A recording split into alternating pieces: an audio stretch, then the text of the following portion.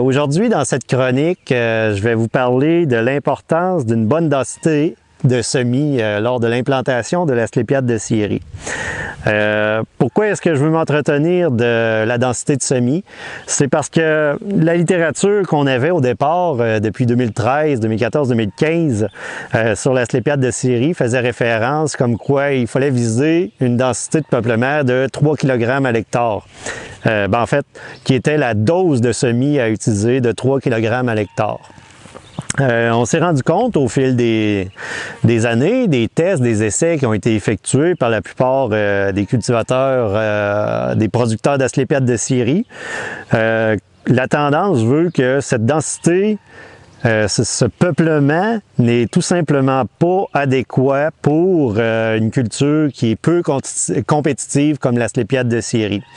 Ce que moi je préconise comme densité, comme taux de semis, ce que je vise, moi, maintenant, dans mes parcelles que j'implante, c'est plus autour de 5 à 6 kg à l'hectare, carrément le double.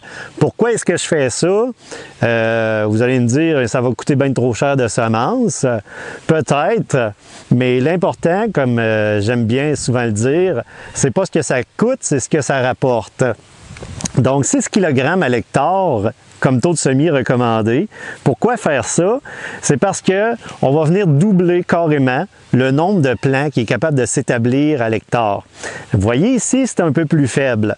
Moi, j'aurais préféré avoir une densité beaucoup plus supérieure afin qu'il y ait beaucoup plus de petits plants d'asclépiade par mètre carré que de mettre quelques plants d'asclépiade qui se retrouvent au travers d'une forte compétition, comme ici avec le trèfle, la verge d'or, la verge argeau, et j'en passe.